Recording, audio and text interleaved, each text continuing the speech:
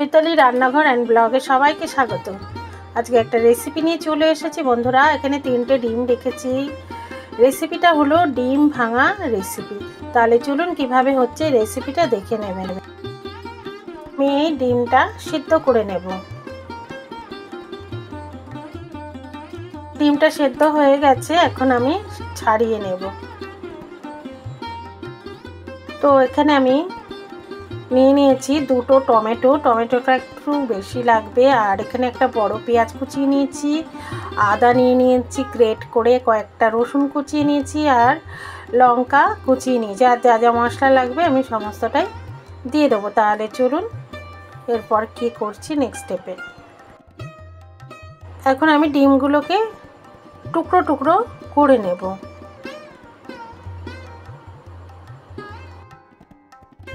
একটা টুকরো করেছি, সেটাই আমি দেখিয়ে দিলাম। তো আরগুলো সেম প্রসেসে করে নেব। সমস্ত ডিম আমার টুকরো টুকরো হয়ে গেছে। এখানে গ্যাস জ্বালিয়ে আমি কড়া বসিয়ে দিয়েছি। এখন পরিমাণ মতো সর্ষের তেল দিয়ে দিলাম। আর তেলটা গরম হয়ে গেছে, তার জন্য একটা শুকনো লঙ্কা তেলের মধ্যে দিয়ে দিলাম। এখন আমি তেলের মধ্যে দিয়ে দেব পেঁয়াজ কুচি। এটা একটাই বড় পেঁয়াজ আছে, দিয়ে দিলাম। আর দিয়ে দেব হচ্ছে কুচানো রসুন, আর দিয়ে দেব কাঁচা লঙ্কা কুচি। এখন সমস্ত উপকরণ ভালো করে একটু ভেজে নেব।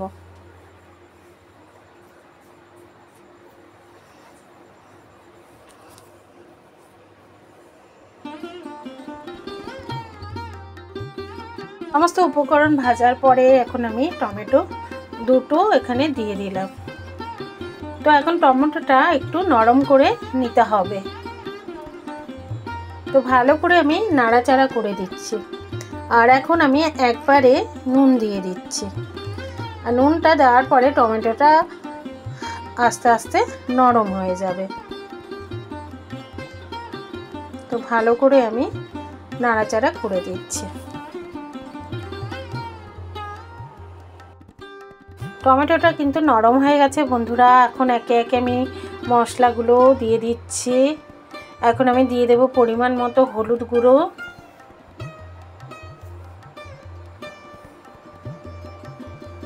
আর দিয়ে দেব আদা বাটা 1 চামচ পরিমাণ, আর দিলাম ধনের গুঁড়ো ছোট চামচের 1 চামচ, আর দিয়ে দিলাম কাশ্মীরি মির্চি ছোট চামচের 1 চামচের থেকে একটু কম।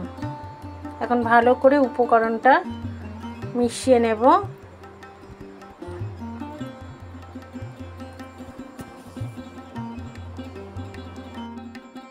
মশলাটা খুব ভালো করে কষে নিতে হবে।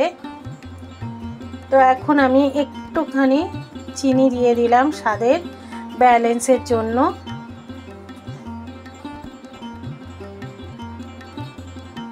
সামান্য একটু জল দিয়ে দিলাম, দিয়ে আবারও খুব ভালো করে কষিয়ে নেব।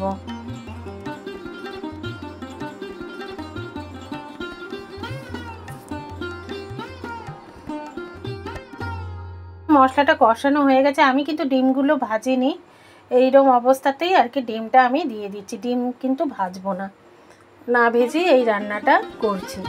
তো এখন আমি ভালো করে মশলার সাথে মিশিয়ে নিচ্ছি। রুটি পরোটা ভাতের সাথে খেতে কিন্তু দারুণ লাগবে বন্ধুরা।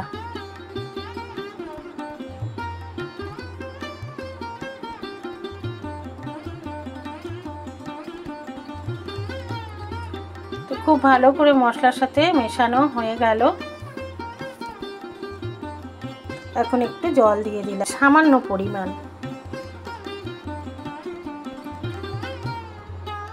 তো এখন একটুখানি জলটাকে টানিয়ে নেব। যেহেতু মশলা দিয়েছি, যাতে মশলার গন্ধটা না থাকে, তার জন্য এই একটুখানি জল দিয়ে দিলাম। তো জলটা কিন্তু শুকিয়ে নিয়েছি। এখন দিয়ে দিলাম বাটা গরম মশলা। তো গরম মশলাটা দিয়ে একটু নাড়াচাড়া করে নিচ্ছি।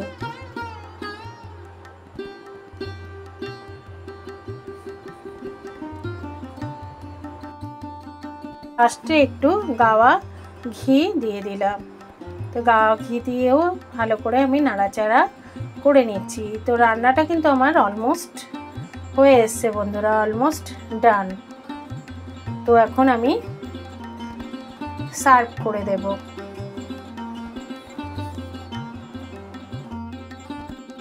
এখন আমি ভাঙা ডিমের রেসিপিটা সার্ভ করে দিচ্ছি। বন্ধুরা একবার এইভাবে রান্নাটা করে খেয়ে দেখুন, দারুণ লাগবে রুটি, পরোটা, ভাতের সাথে। আর এরকমই কিন্তু শুকনো শুকনোই নামাতে হবে।